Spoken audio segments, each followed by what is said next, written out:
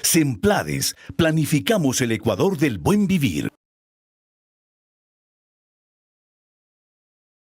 De hoy, ustedes saben, amigos televidentes, que el 24 de mayo, el presidente de la República, Rafael Correa Delgado, se posesiona por un nuevo periodo de 4 años y fundamentalmente en este nuevo periodo de 4 años, una vez posesionado el presidente Correa, es decir, una vez que inicie su nueva gestión en este periodo de 4 años, se tendrá que presentar ante el Consejo Nacional de Planificación el Plan de Desarrollo, o más conocido como Plan de Buen Vivir.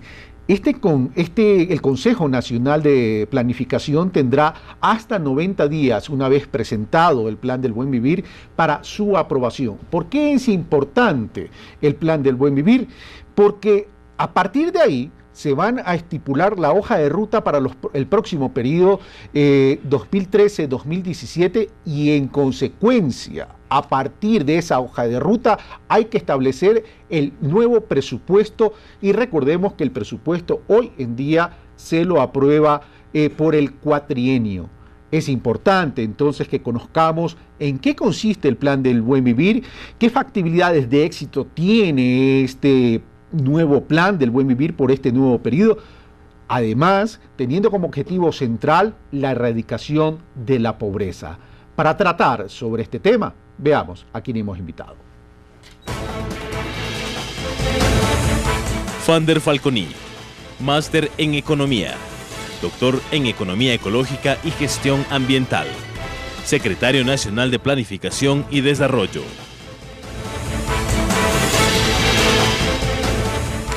Bueno, él es nuestro invitado, doctor Falconi, muy buenos días, bienvenido a Pulso Político. Buenos días, Carlos, un placer estar en su programa. Gracias a usted. Bueno, lo invito a que veamos el reportaje que nos ha preparado la producción y al regresar comenzamos entonces con el desarrollo de este tema en la mesa de Pulso Político. Veamos. El Plan Nacional del Buen Vivir 2009-2013 es un instrumento del gobierno nacional cuyo fin primordial ha sido la articulación de las políticas públicas con la gestión y la inversión pública, y donde el ser humano se ha presentado como el centro de la atención de la política, a través de una redistribución más justa de la riqueza y el reconocimiento de los derechos de la sociedad y la naturaleza.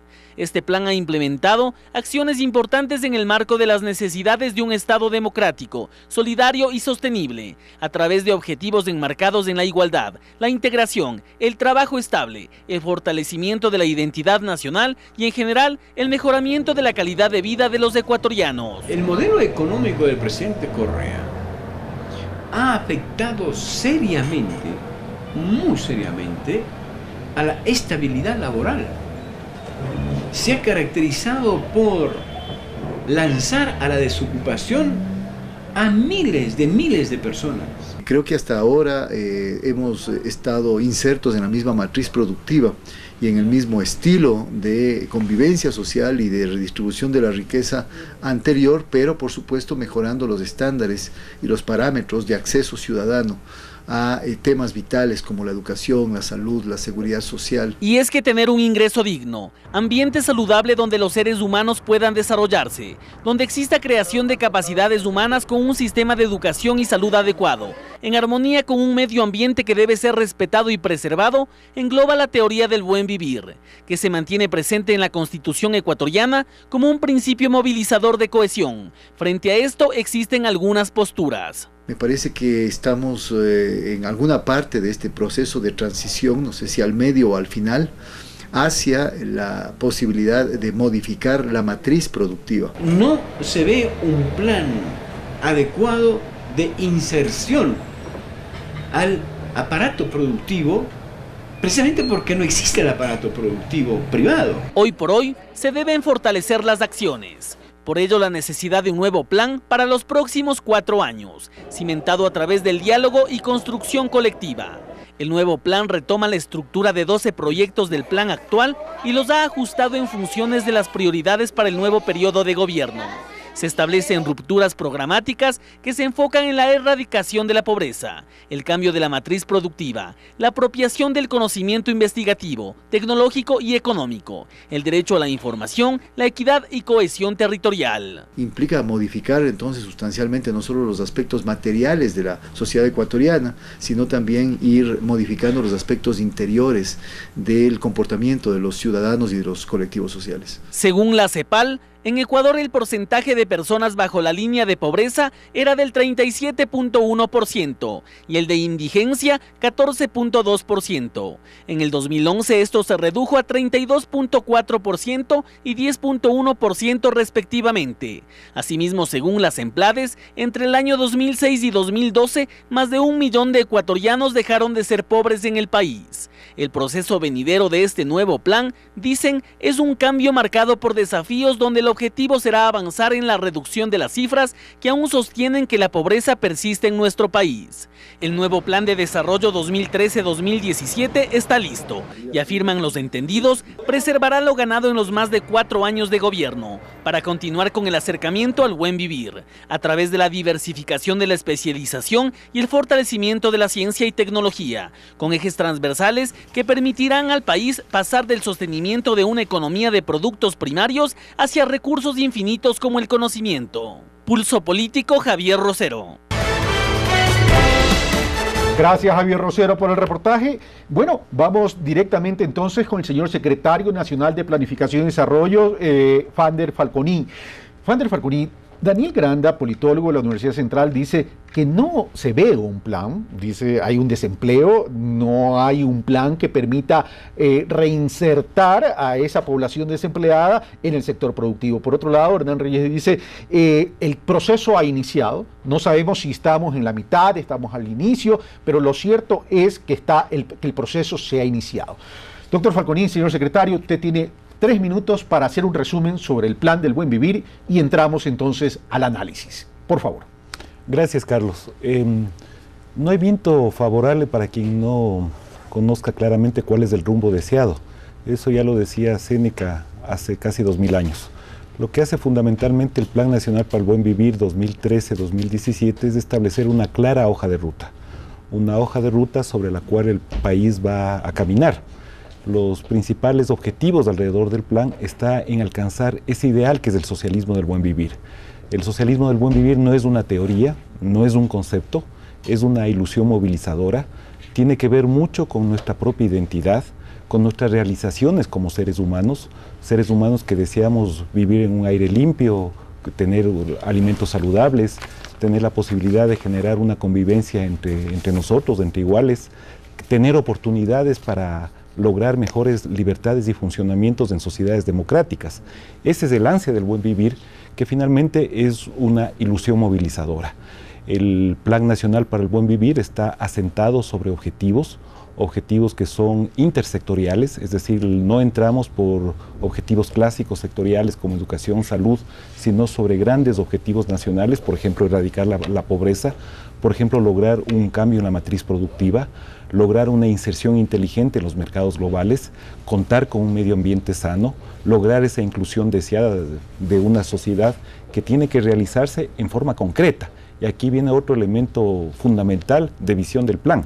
El plan no es solo un cúmulo de acumulados de sueños, de históricos, de objetivos, de planteamientos retóricos o teóricos, sino que tiene necesariamente que cristalizarse en un momento determinado, en los siguientes 4 años de gobierno. En ese sentido, bajo una lógica de planificación, tiene que tener objetivos, metas, indicadores de seguimientos, pero tiene que ser tan útil y tan práctico como un mapa. Es decir, que nos guíe en forma clara, en forma precisa, hacia dónde nosotros queremos terminar en el año 2017. Para eso hay un conjunto de sostenimientos programáticos. Nosotros no partimos de cero, partimos de un programa de gobierno que fue ratificado en las urnas del 17 de febrero de este año, cuando el presidente Rafael Correa obtuvo mayoritariamente una votación popular con más del 57% de los votos. Tenemos la experiencia de haber realizado 2 planes nacionales para el buen vivir o planes nacionales para el desarrollo, uno en el año 2007, otro en el año 2009, con lo cual ya podemos sentar las bases de la planificación en forma mucho más exacta. Y lo que es más importante, y con eso quisiera terminar, Carlos, el plan genera una viabilidad en términos macroeconómicos y ubica con precisión un elemento nuevo que para nosotros es fundamental en esta nueva planificación, la acción en el territorio. Es decir, esta idea de que los frutos del desarrollo, los frutos de la equidad, los frutos de la inclusión deben traducirse en temas territoriales, concretos, en mejoras concretas para la población que habita en los distintos lugares de nuestra patria. Señor secretario, usted ha dicho algo que es importante y dijo, no solamente es cuestión de crear un imaginario de movilización en términos de desarrollo, sino también de tener objetivos claros, acciones claras en este último comentario suyo, acciones en el territorio, lo cual significa que esos objetivos no pueden ser meros enunciados, sino que tienen que haber metodología para poder tangibilizar los resultados al final de los 4 años y a medida que van transcurriendo los 4 años. Pero la ilusión se debe transformar en realidad. Ahora, uno de los principales metas que debe tener el plan, como lo ha dicho el presidente de la República, lo ha dicho usted de un sinnúmero de ocasiones y lo establece los planes anteriores y lo establece la Constitución de Montecristi, es disminuir la desigualdad y llegar algún día a erradicar la pobreza. Pero, sin embargo, de aquello hay algunas críticas que se les da de parte de ciertos sectores o gremios, como por ejemplo la Cámara de Comercio de Guayaquil por parte del doctor Eduardo Peña. Ellos, en una publicación que realiza el diario Expreso el día viernes último, mencionan que la ocupación plena, el empleo pleno ha disminuido a pesar de que los indicadores dicen que la pobreza también ha disminuido, e indica que el subempleo ha subido. Y voy a citar algunos datos. Dice, el 45% de la población económicamente activa se dedica al subempleo según el INEC. Esto lo publica Diario Expreso.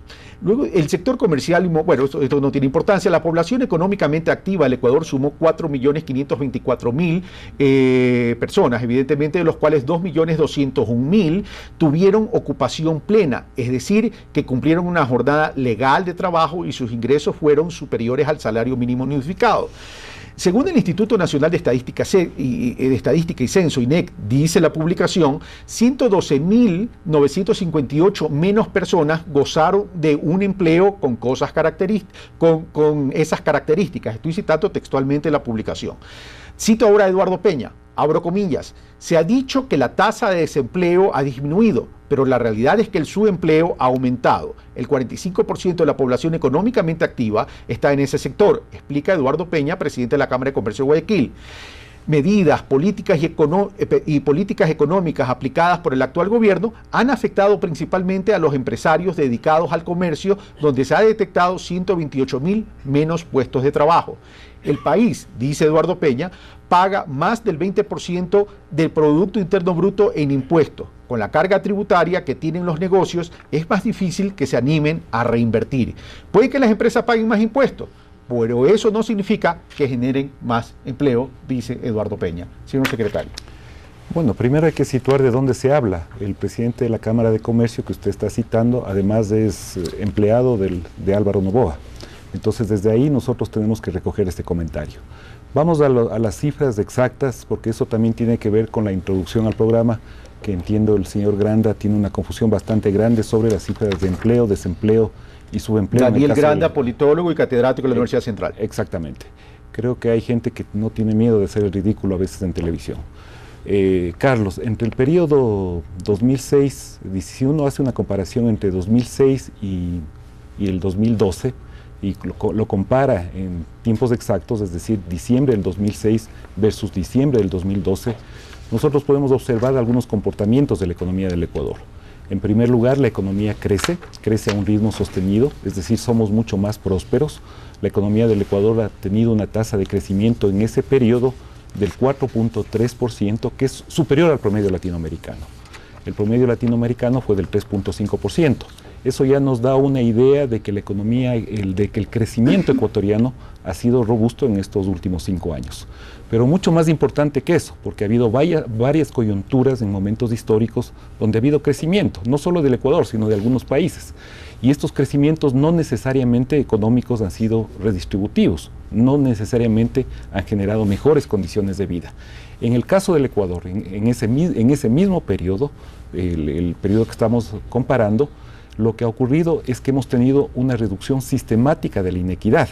Tan es así que la Comisión Económica para América Latina, la CEPAL, en su reporte de diciembre, que se llama Panorama Social para América Latina, destaca al caso ecuatoriano como el país que más ha reducido inequidad en toda América Latina y el Caribe. Es decir, hay un éxito notable de la política pública ecuatoriana. La reducción de la inequidad se la mide técnicamente por un indicador que se llama el coeficiente de Gini. Mientras más cercano a cero es este coeficiente, quiere decir que las sociedades son mucho más equilibradas, son mucho más igualitarias. Mientras más cercano a 1, quiere decir que las sociedades son altamente inequitativas. Tenemos una herencia en América Latina de haber heredado estas cargas y estas distancias sociales que se expresan en distancias en patrimonio, en origen, en ingresos. Y nosotros recibimos un país con una inequidad sumamente alta, medida técnicamente, en este caso, en el ejemplo ecuatoriano, del 0.54. Hemos reducido 8 puntos y esos 8 puntos es la reducción más significativa en América Latina. Eso es decir mucho. La propia Naciones Unidas indica que América Latina es la región más desigual del planeta, incluso más desigual que el África subsahariana. Y en ese contexto, en un contexto que además hemos tenido una crisis internacional de por medio, América Latina en general ha tenido resultados positivos y el caso del Ecuador es absolutamente emblemático en ese sentido.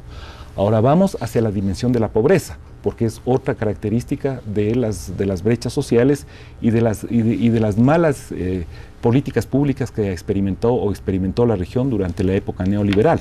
Nosotros recibimos un país con una alta pobreza, medida en forma objetiva. Si uno la mide por ingresos, la puede medir por necesidades básicas insatisfechas, por consumo, e incluso lo que se llama pobreza subjetiva, es decir, cómo nos identificamos nosotros independientemente de los niveles de ingresos.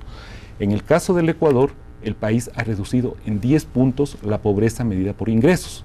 Esto quiere decir, y eso aparecía en la pantalla, la pudieron ver todos los televidentes, que cerca de 1.050.000 personas en el Ecuador dejaron de ser pobres en el periodo que estamos analizando. Diciembre del 2006, comparándole con diciembre del 2002. Hubo movilidad social.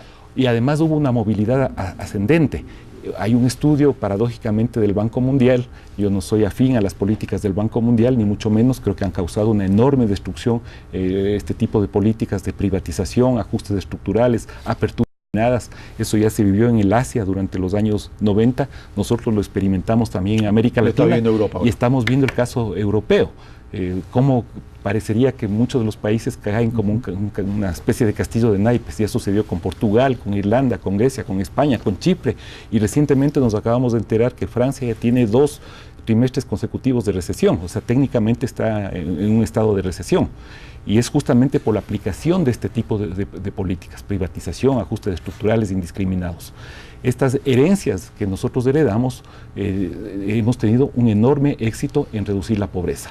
En el caso de las condiciones de empleo, y aquí hay un dato que es contundente, el Ecuador tiene la tasa más baja de desempleo en este momento en América Latina. No lo decimos nosotros, lo dice la Comisión Económica para América Latina. Si uno mide, compara la tasa de desempleo en términos urbanos, el Ecuador tiene la tasa de desempleo más baja, menos del 5%. Durante este gobierno, Carlos, por primera vez, la ocupación plena le superó al subempleo. Es decir, cambiamos las tendencias. La ocupación plena le rebasa al subempleo, que ciertamente es un problema estructural de la economía del Ecuador. Y hay otro dato muy importante, porque aquí nos podríamos perder en un mar de datos: la calidad del empleo. Primero, el Ecuador durante este periodo de gobierno no ha tenido una sola huelga nacional. Y recordemos lo que sucedió en épocas pasadas, cuando las enormes y la inestabilidad en las condiciones laborales implicaba también una enorme movilización social y popular. En este caso no hemos tenido ese tipo de conflictos, hemos gozado de estabilidad laboral, se eliminó la tercerización laboral y lo que es muy importante, la ocupación, el servicio a la seguridad social, en el caso del Ecuador, ha pasado del 40 al 60% en términos del acceso a la seguridad social. Es decir, todos estos elementos, Carlos, nos dan un panorama positivo, importante, y así lo están recogiendo los distintos organismos internacionales que mencionan al caso del Ecuador como un caso emblemático. No quería que se me escape la idea del Banco Mundial. ¿Por qué cité al Banco Mundial? Porque el Banco Mundial tiene un estudio que lo publicó recientemente sobre la movilidad de la clase media en América Latina y destaca que uno de los países donde más alta movilidad ha habido, es decir, donde mayor ascenso de lo que se llama la clase media medida por ingresos, ha sido justamente el caso del Ecuador.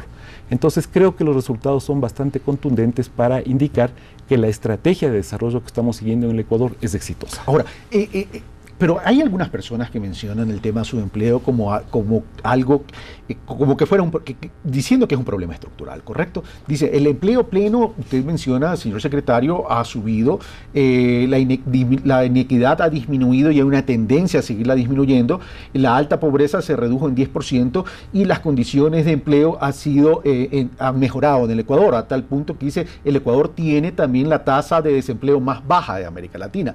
Pero hay ciertos datos que también preocupan a nivel de América Latina y veamos cómo está Ecuador. Por ejemplo, la misma OIT, la Organización Internacional de Trabajo, hace poco, la directora regional de la Organización Internacional de Trabajo para América Latina y Caribe, Elizabeth Tinoco, menciona lo siguiente, dice, llamó este miércoles a los gobiernos a tomar medidas específicas para generar más y mejores puestos de trabajo para los jóvenes.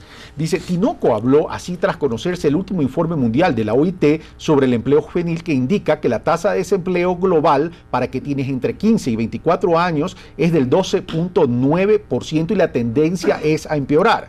Aunque América Latina y Caribe es una de las contadas regiones donde la tasa de desempleo juvenil no ha crecido en los 2 últimos años, el informe indica que los jóvenes no se han beneficiado plenamente de las mejoras laborales y sociales que se ha producido. Y dice, el desempleo juvenil es de 2.8 veces superiores a los adultos en la región. ¿Cómo está Ecuador en relación a este análisis de la OIT? Bueno, en general lo que menciona la OIT para el caso de América Latina tiene razón, es decir, hay brechas que persisten, hay brechas estructurales en la región, y el desempleo afecta en forma mayoritariamente, ciertamente, a los jóvenes, y si uno va desglosando las categorías en términos analíticos, afecta fundamentalmente a las mujeres jóvenes, y en el caso de América Latina afecta a las mujeres indígenas pobres fundamentalmente. Entonces sí, aquí hay un problema de estructura y evidentemente tiene que haber políticas de movilización social y tiene que haber construcción de capacidades humanas. ¿Cuáles son los elementos fundamentales para derrotar este mal que es el desempleo? Es decir, no tener una oportunidad laboral, una oportunidad de trabajo, no generar ingresos. Primero, generación de capacidades humanas, es decir, educación, salud, mejoramiento en la calidad laboral, mejoramiento en el clima laboral, inversiones que fomente tanto desde lo público como de lo privado, que generen un ambiente laboral adecuado. Crecimiento económico, el crecimiento económico afecta en los estudios empíricos que se ha hecho en general en América Latina, se demuestra que el crecimiento económico tiene características de generación de empleo, es decir, ya tenemos aquí una segunda condición, es decir, además de generación de capacidades, tener unos niveles de crecimiento adecuados, y en el caso del Ecuador es exactamente lo que ha ocurrido en los últimos 5 años. Ha habido inversiones fuertes en el campo educativo, en el campo de la salud, ha habido un crecimiento robusto, es decir, un mejoramiento de los ingresos promedios de los ecuatorianos, y esto ha generado en una reducción sistemática de la tasa de desempleo. Ciertamente, si uno desglosa, encuentra algunas características como las que usted está notando. No me gusta hacer comparaciones odiosas, Carlos, pero también es importante ver lo que está pasando en este momento en Europa. En el caso de España, la tasa de desempleo en relación a la población económicamente activa está bordeando el 25%. No, eso es evidente, 25%. Eso está viviendo una crisis. Y la tasa de empleo juvenil supera el 50%. Pero ¿cómo articular lo siguiente, señor secretario? A ver, usted ha mencionado, ha disminuido la inequidad. Es decir, Pero para disminuir la inequidad, uno de los caminos, y Simón Bolívar lo decía, el camino para eliminar la inequidad es la educación. Y el gobierno habla de una revolución educativa, pero a pesar de la revolución educativa que se ha emprendido en el Ecuador ya desde hace algún tiempo, los niveles de deserción escolar son una realidad y ahí hay que atacar. Ahora, si estamos en esa revolución educativa y estamos hablando de cambio de la matriz productiva, ¿cómo garantizar a todas esas jóvenes que están saliendo de los colegios y las universidades una oferta laboral capaz de absorber a toda esta población joven? Eso por un lado. Y por otro lado, hay otro sector de la población que también nos preocupa, que es el adulto mayor. Señor secretario. Carlos, yo creo que hay que ver en términos de tendencia lo que ha ocurrido en el Ecuador y también hacer un antes y un después, una línea divisoria de lo que teníamos en el país antes del 2007 y recuperar para los ecuatorianos lo que fue eso. Una época que estuvo marcada por la inestabilidad política, por un gobierno de la partidocracia, gobiernos que eran derrocados sucesivamente. En apenas una década hubo 7 gobiernos, políticas neoliberales que fueron un fracaso para América Latina. Así lo dicen los datos y los estudios serios. Es decir, hubo un retroceso en materia de generación de fuentes de trabajo, en materia de consecución de equidad. Entonces hay que valorar lo que ha sucedido en estos 5 años de gobierno, donde yo creo que se están haciendo las cosas en forma correcta, en forma adecuada. Ahora, evidentemente no quiere decir que se han derrotado todos los problemas estructurales, ni mucho menos. Mientras haya un solo pobre... No, es un proceso de 20 años, eso está claro. Mientras haya un solo pobre en nuestro país, nadie se puede sentir satisfecho. Es un imperativo moral de derrotar a la pobreza en el caso ecuatoriano. Y de hecho, eso es uno de los objetivos centrales del Plan Nacional para el Buen Vivir 2013-2017. Luego podemos acentuar un poco mejor los conceptos alrededor de los temas de matriz productiva. En el caso del Ecuador, en el tema de educación, hay varias tendencias que no las podemos dejar de desconocer. Primero, se han incrementado notablemente las coberturas.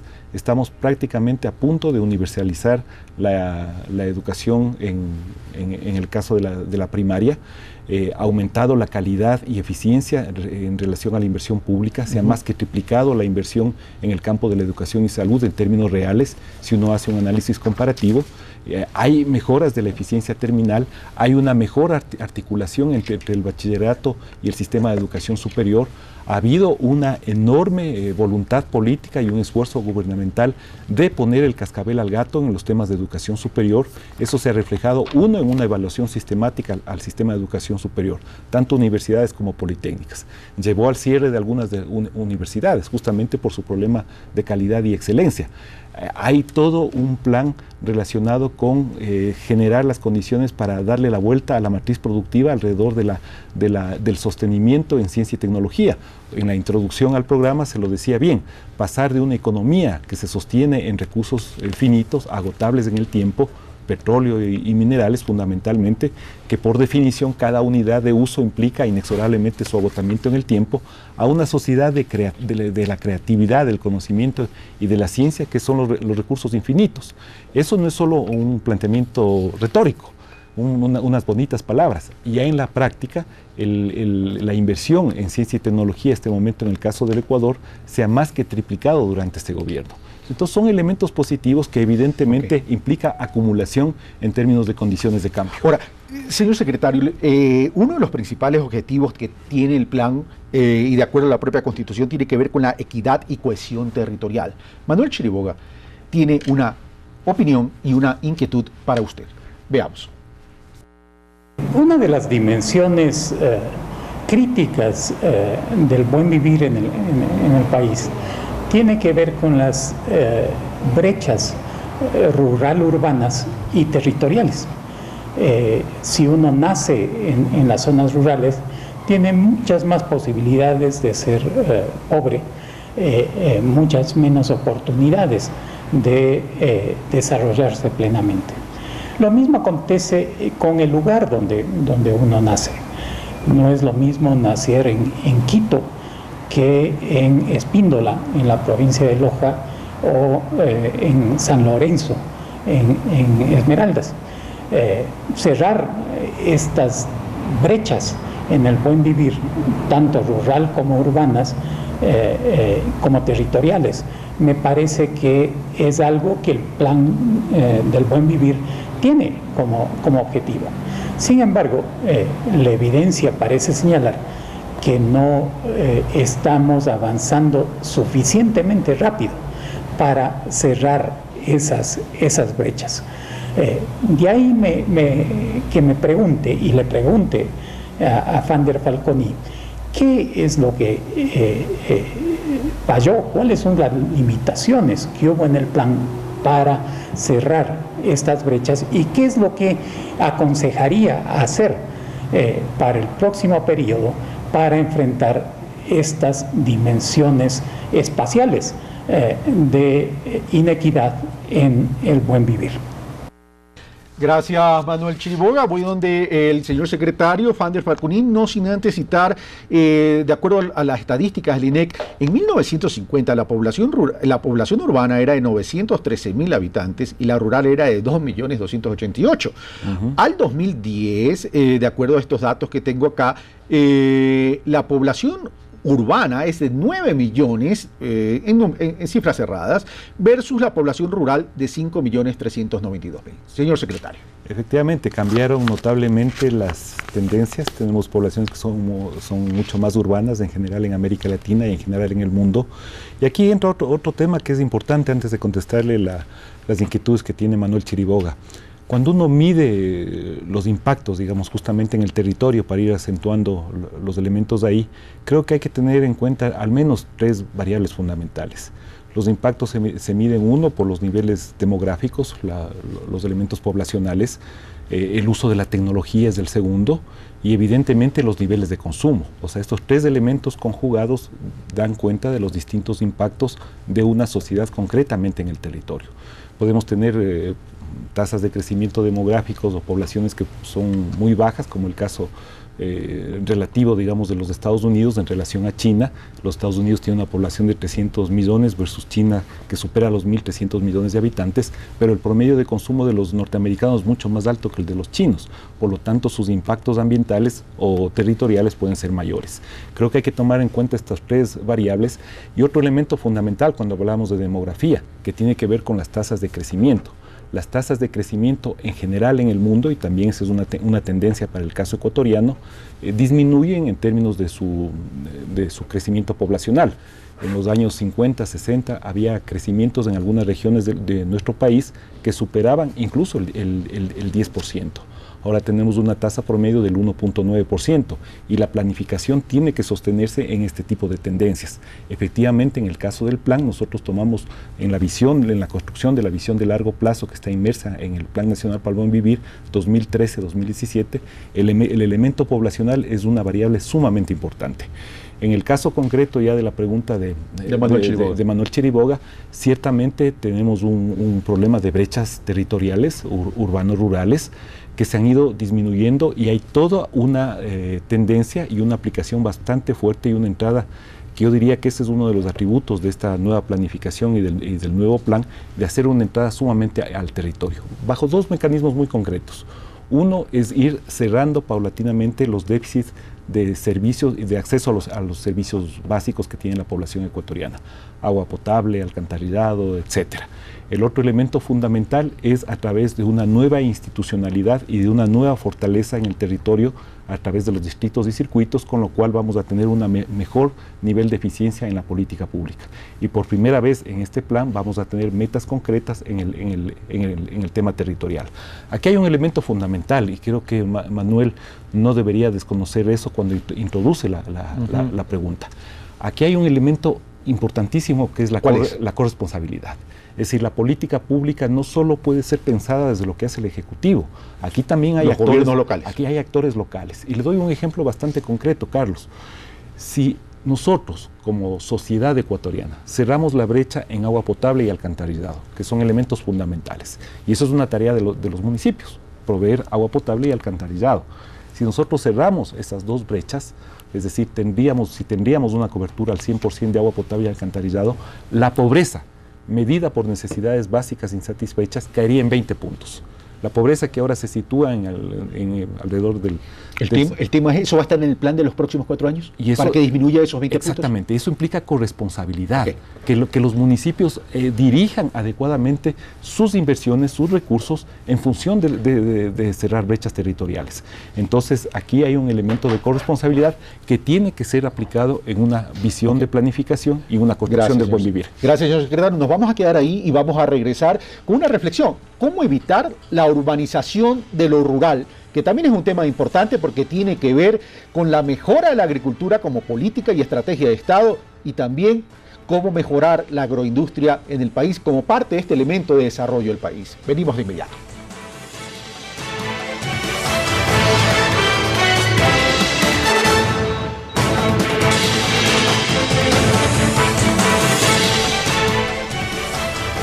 Les recordamos, amigos televidentes, que estamos con el doctor Fander Falconín, secretario nacional de Planificación y Desarrollo, SEMPLADES, con quien estamos hablando sobre el plan de buen vivir que tendría que ser aprobado una vez que el presidente se posesione hasta 90 días por el Consejo Nacional de Planificación. Este plan son el que va a marcar los ejes de desarrollo del país durante los próximos 4 años, es decir, por el periodo 2013-2017. Manuel Chiriboga preguntaba sobre las brechas territoriales, usted ya contestó, señor secretario. Yo le decía y le dejé planteada la inquietud al terminar el primer bloque, es cómo evitar la urbanización de lo rural, considerando que lo rural es un activo importante para el Ecuador, teniendo en cuenta nuestra soberanía alimentaria, teniendo en cuenta nuestra capacidad de exportación a mercados europeos y americanos y a otros mercados, y cómo podemos incentivar la agroindustria, que forma parte de un eje de desarrollo como valores agregados a los productos primarios, y además que serían estrategias inclusivas para generar empleo. Yo creo que en general tiene que haber un conjunto de estrategias, y esas están presentes también dentro de la lógica del programa de gobierno y del Plan Nacional para el Buen Vivir. Un asiento fundamental, sin duda, son los elementos redistributivos, pero no basta con redistribuir de mejor manera el acceso a la tierra, al agua y a los distintos factores de producción en términos de la agricultura. Creo que hay que pensar muy claramente y muy precisamente en los elementos que tienden a elevar productividad. Y hoy me he dedicado a examinar últimamente las cifras de productividad agrícola internacional, a hacer análisis comparativo para ver los contextos internacionales y el contexto ecuatoriano. Y le podría decir, Carlos, que hay algunas tendencias en general en la agricultura. Por un lado, la productividad es creciente en los países ricos, no necesariamente en los países de bajos ingresos, es decir, hay unas brechas de productividad bastante marcadas, y esto obedece a que los países ricos subsidian mucho su agricultura, son altamente tecnificadas. No ha ocurrido lo mismo en el caso de los países del sur. Ese es un elemento fundamental. El otro elemento importante es que hay enormes brechas de productividad entre los productos agrícolas de exportación versus los productos de consumo interno. Es decir, los productos que están orientados hacia los mercados internacionales, banano, café, etcétera, en general muestran aumentos sistemáticos de productividad. Los productos de consumo interno, papas, tomates, cebollas, tienen en general una tendencia decreciente de la productividad. Estos dos elementos ya nos marcan algunas pautas de por dónde hay que actuar en términos de productividad, es decir, sostener mejor los niveles de comercialización, lograr tecnificación en términos de la agricultura, sostener de mejor manera elementos asociados a la investigación y a la mejora de semillas certificadas, y todo eso está presente en la nueva estrategia que se está planteando. Es decir, además de los elementos redistributivos, creo que hay que actuar fundamentalmente y también en los elementos que están relacionados con la productividad en el caso agrícola. Y aquí podríamos entrar en otro tipo incluso de disquisiciones que son bastante interesantes. Cuando uno mide la productividad, Carlos, generalmente toma un indicador que es el rendimiento por hectárea, las toneladas métricas por hectárea. Y claro, la agricultura moderna en general es mucho más eficiente porque logra mejores rendimientos, pero a la vez es altamente ineficiente, y esa es una de las paradojas de la agricultura moderna, porque cada vez implica poner más inputs para lograr el mismo output de agricultura. ¿Cuáles son estos inputs? Fundamentalmente energía fósil agotable, tractores, por ejemplo, fertilizantes, por ejemplo, que irrigación altamente tecnificada que utiliza altos componentes de energía fósil. Entonces, si uno cambia la escala de análisis, resulta que la agricultura moderna también requiere un conjunto de inputs para finalmente producir alimentos. Entonces, también aquí hay un debate alrededor de la métrica, cómo nosotros medimos las cosas, y por cierto, el tema de la métrica no es un tema trivial, Carlos, y por eso en el contexto del Plan Nacional para el Buen Vivir, nosotros estamos afrontando la métrica y la necesidad de tener varias dimensiones analíticas para estudiar un mismo fenómeno como uno de los elementos centrales del plan. Ahora, pero permítame complementar lo que usted está diciendo, más que complementar, replantear el tema, porque si bien es cierto, el análisis debe ir más allá de la métrica. El propio presidente de la República, si no me equivoco, fue en el último enlace ciudadano, mencionó, a ver, hemos tenido suerte, hemos hecho cosas bien, pero no podemos dejar de reconocer que hemos tenido suerte. En volúmenes de exportación no hemos crecido, y hemos crecido nuestras exportaciones con base en precio. Entonces, ahí es donde uno dice, bueno, la productividad está fallando, también la de exportación. Mire, lo que ha ocurrido en América Latina son realidades concretas. A partir del año 2002 nosotros tenemos un boom de precios en general internacional. Los commodities, las materias primas, los alimentos, tenemos un boom de precios. Hay muchas teorías ahí que sostienen por qué estamos en una época de boom de precios. Para muchos está relacionado con el alto crecimiento económico de países como la China, la India, la emergencia de los BRICS como bloques regionales reales en la economía global, que son altamente demandantes de materias primas, muchos de ellos, el caso de China, crece a tasas cercanas al 8%, hay 1.300 millones de chinos, su consumo es alto en términos de minerales, y esto explica este boom de precios. Para otro estamos llegando al cenit en términos de las curvas de algunos de los recursos naturales, y se expresan ya rentas de escasez, como el caso del petróleo. Es decir, hay un debate del por qué hay este boom de precios que sin duda ha beneficiado a las economías exportadoras, y evidentemente en general en América Latina, la propia CEPAL así lo llama, hemos tenido una ola de reprimarización de nuestras economías. Es decir, hemos ganado peso de los productos de exportación ligados a los recursos naturales, hemos perdido peso en los productos de exportación ligados a la tecnología media y a la tecnología alta. Eso también ha ocurrido en el caso del Ecuador, y ha sido reconocido fundamentalmente por el propio presidente de la República, y de ahí surge la necesidad real de hacer un cambio concreto en términos de la matriz productiva. Ya vamos a hablar por primera vez, yo diría, Carlos, es del propio gobierno, no ha sido el resto de los sectores. Nosotros mismos hemos colocado este tema en la mesa, lo colocamos el año pasado, cuando dijimos, tenemos esta ola de reprimarización, no estamos necesariamente mejorando nuestras capacidades productivas. Ahora pensemos también un poquito y desglosemos esto. Lo que estamos diciendo es que el sector industrial sí ha tenido altas tasas de crecimiento. No es que el sector industrial no ha crecido, ha tenido altas tasas de crecimiento, pero fundamentalmente la composición del output final se sostiene básicamente en la misma estructura productiva. Es decir, ha habido mayor y eso es lo que tenemos que cambiar. Pero no ha habido necesariamente un cambio en la composición. Hay que cambiar eso, hay que irnos al cambio de las matrices productivas, pero también hay que mejorar los volúmenes de exportación para que ingresen más divisas. Veamos qué opina Pablo Dávalos y qué pregunta le hace Pablo Dávalos para luego volver con el cambio de la matriz productiva y estos conceptos nuevos del socialismo, del buen vivir. Veamos. El buen vivir no es un documento. Tampoco es un conjunto de buenas intenciones. El buen vivir es una propuesta que los pueblos indígenas andino-amazónicos del Ecuador y de toda la región de Sudamérica han propuesto a nuestro país y al mundo. Ahora consta en la Constitución. El buen vivir no solo es economía. El buen vivir significa convivialidad, es decir, construir una sociedad sustentada en la paz, construir una sociedad sustentada en el respeto, construir una sociedad sustentada en las libertades. Si no hay libertades, si no hay paz, si no hay respeto, no hay buen vivir. El buen vivir va mucho más allá de ciertos indicadores económicos. Significa no a los programas sociobosque, sociopáramo, que plantean la privatización de los territorios ancestrales y que convierten en guardabosques de sus propios territorios a los pueblos indígenas. El buen vivir significa libertad de expresión. El buen vivir significa no tener miedo al poder, sino que el poder le tenga miedo a la gente. Por eso, cuando se está discutiendo un nuevo plan de buen vivir, sería conveniente preguntarles a las autoridades si han considerado pertinente incorporar a este plan lo más fundamental, lo más importante, la libertad. Juan de Falconi es una persona que conoce bastante bien la economía ecológica, él sabe lo que significa la huella ecológica. Él sabe que detrás de cada proyecto extractivo hay no solo violencia, sino hay destrucción ambiental, destrucción de biodiversidad. Si es conveniente para el país sacrificar la biodiversidad, sacrificar la paz social, sacrificar enormes, pero enormes recursos que tenemos en biodiversidad a nombre del extractivismo minero.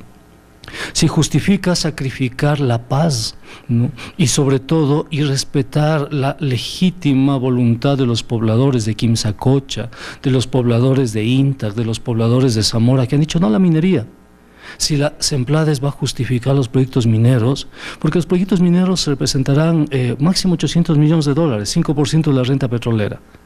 ¿Va a permitir las Semplades esa destrucción? ¿Va a permitir las Semplades esa violencia? No, a nombre del buen vivir. Esa es mi pregunta. Gracias, economista Pablo Dávalos. Su respuesta, señor secretario. Sí, efectivamente, el buen vivir no es ningún documento y así empezamos todo este diálogo. Y tampoco es lo que dice un analista. Es decir, el buen vivir es una expresión colectiva de identidad popular que tiene que tener también expresiones democráticas de una sociedad. Y el reconocimiento democrático. Aquí hay un proyecto político que ha triunfado democráticamente en las urnas. Ganó con el 57% una propuesta política, ideológica y programática como la que estamos desplegando en este momento. Efectivamente, el tema ambiental es fundamental en la construcción del buen vivir, fundamental. Yo diría que es uno de los ejes importantísimos que tiene este proyecto y está contemplado en nuestro programa de gobierno como eje sustantivo en términos teóricos, pero también en términos prácticos. Ahora, pero ese tema ambiental no significa dejar el petróleo bajo tierra, ni significa no desarrollar el sector minero, a tal punto que el presidente de la República acaba de mandar una reforma urgente económica sobre la ley de minería. Significa hacer un uso inteligente de nuestros recursos naturales, más allá del debate a ratos trivial si son una bendición o una maldición los recursos naturales. Yo creo que es adecuado que un país y una sociedad tenga, y para nosotros el resultado sumamente positivo, contar con recursos naturales. Ahora bien, los recursos naturales tienen que ser explotados respetando las éticas de sustentabilidad, el pago de los impuestos de las empresas que así lo operan, no generar daños ambientales y lo que se llaman externalidades negativas en los sitios de origen de la extracción de los hidrocarburos. Es lo que sucedió durante los años 70, en los años de explotación petrolera en el Ecuador. Se generaron un conjunto de pasivos sociales y ambientales producto de la exportación petrolera. Y eso es justamente lo que no deseamos replicar. Y ahí uno puede tener contexto y cabida a propuestas tan innovadoras como las que tiene el Ecuador en el ámbito internacional, como la propuesta Yasuní-ITT. Que lo ha tenido, no lo ha recogido el mundo. Ahora, pero por efecto de tiempo, señor secretario, vamos a lo siguiente. Es decir, el presidente de la República y el gobierno nacional ha dicho, a ver, nosotros sí vamos a utilizar los recursos naturales para poder cerrar casualmente estas brechas, estas desigualdades, etcétera, etcétera. Pero yo creería que estamos contra reloj. Ya Estados Unidos anuncia la utilización de sus reservas petroleras, lo cual significa que va a dejar de ser un comprador importante en un tiempo determinado, y lo cual también nos hace que nos apuremos para aprovechar ese recurso natural, los buenos precios, y también implementar el cambio de la matriz productiva. Señor secretario. Creo que hay que utilizar inteligentemente los recursos naturales. Efectivamente, nosotros no podemos pensar que siempre vamos a tener un boom de precios. Creo que hay que partir de reglas de optimización claras. Si nosotros tenemos una coyuntura de precios internacionales altas, es necesario beneficiarnos de esa renta productiva y ponerla en función de las necesidades del desarrollo del país. Para que la ciudadanía nos entienda un poco, si nosotros hicimos un trabajo en la Secretaría Nacional de Planificación y Desarrollo de cuánto nos costaría cerrar brechas, es decir, las brechas que anotábamos anteriormente, agua potable, alcantarillado, necesidades sanitarias que tiene el país, acceso a telefonía, etcétera. El costo de cerrar brechas para el país hasta el año 2021 se aproximan a los $50.000 millones.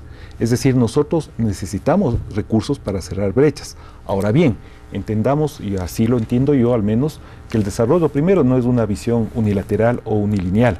No es que tenemos que pasar de ser pobres a ser ricos y emular otro tipo de comportamientos societales de sociedades capitalistas. Por eso es la concepción del buen vivir, que es una antagónica a las concepciones tradicionales de crecimiento económico y se distancian incluso teóricamente de las concepciones del desarrollo unilineal. De ahí el socialismo del buen vivir. Y de ahí el socialismo del buen vivir.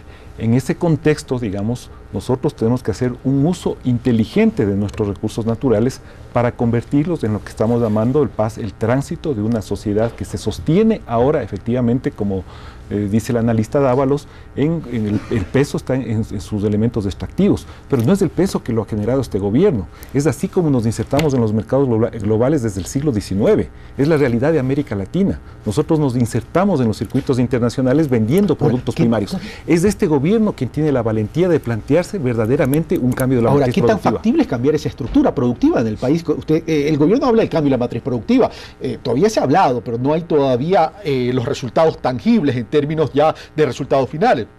Refinería del Pacífico, 12.000 millones, todavía no tenemos noticias sobre el tema del financiamiento y los otros proyectos. ¿Qué tan factible es poder lograr todo ese cambio de la matriz productiva con inversionistas? Yo creo que está puesto ya el planteamiento absolutamente claro sobre la mesa. Nosotros necesitamos hacer algunos elementos para el cambio de la matriz productiva. Primero, evidentemente, generar diversificación de nuestra oferta exportable. Es decir, nosotros no podemos tener una estructura concentrada en pocos productos y pocos lugares de destino. En el tema de desconcentración de destinos hay elementos positivos, así lo dicen los datos de las estadísticas del Banco Central. En términos de concentración de producción, aún no se han dado pasos sustantivos. Entonces aquí hay que hacer una estrategia de diversificación de nuevos productos. Elemento número 1. El elemento número 2, bajo un esquema de dolarización que implica una alta vulnerabilidad para una economía como la del Ecuador, porque no tenemos la capacidad de devaluación o de depreciación que tienen nuestros socios comerciales, y eso es un dogal en términos de comercio internacional. Política monetaria, está claro. Hemos perdido la política monetaria. Nosotros tenemos que cuidar como oro a nuestra balanza de pagos y concretamente a nuestra balanza comercial. La segunda estrategia es ir hacia una sustitución selectiva de importaciones, y aquí topo un elemento muy importante que usted señaló en una de las preguntas que me hizo, el tema de la soberanía alimentaria. No podemos estar importando maíz que podemos producir aquí en el caso del Ecuador, no podemos estar importando productos de consumo internos que sí lo podemos hacer en el caso ecuatoriano. Y la tercera elemento en términos de la matriz productiva tiene que ver con lograr en realidad un asiento de la industria de base. Esto es petroquímica, siderúrgica, lograr algunos elementos de encadenamientos productivos en industria básica, y en ese contexto uno puede entender la importancia que le está dando el gobierno nacional a un proyecto tan emblemático como Yachay. Yachay es una apuesta al futuro justamente para el desarrollo de la ciencia, la tecnología y la innovación del país. No, evidentemente es un eje central dentro de este cambio estructural. Me quedan 2 minutos, señor secretario. Una de las cosas que critican ciertos sectores es la participación ciudadana en términos de la planificación. Este socialismo, el buen vivir, como se lo ha llamado, además de su filosofía, ¿qué tanto se ha acercado a la participación ciudadana para poderlo diseñar, para poderlo estructurar y luego para poder monitorear su ejecución? Efectivamente, creo que es una crítica real y concreta y además válida. O sea, la planificación no puede ser sentarse en el escritorio y hacer intrincados organigramas o dibujitos en PowerPoint. Tiene que tener una cosa absolutamente vital, una participación activa de una sociedad movilizadora que suscita el cambio y las ideas, porque finalmente esto es un proyecto político, un proyecto de seres humanos de carne y hueso.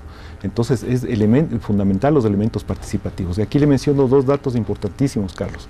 El programa de gobierno, que yo tuve la oportunidad de coordinar, el programa de gobierno del Movimiento País, implicó la construcción con actores concretos, cerca de 7.000 personas participaron en la elaboración de ese programa de gobierno. Tuvimos más de casi un centenar de encuentros para la elaboración del programa de gobierno, y en la elaboración del Plan Nacional por el Buen Vivir, que tiene otro código, porque no es un elemento partidario, es un elemento que nos tiene que dar una visión de Estado, de país, y tiene que ser riguroso en términos de planificación.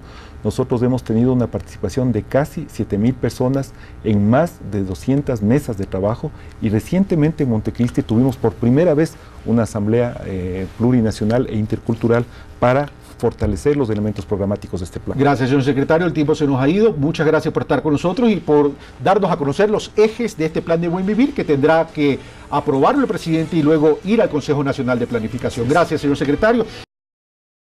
Semplades, planificamos el Ecuador del buen vivir.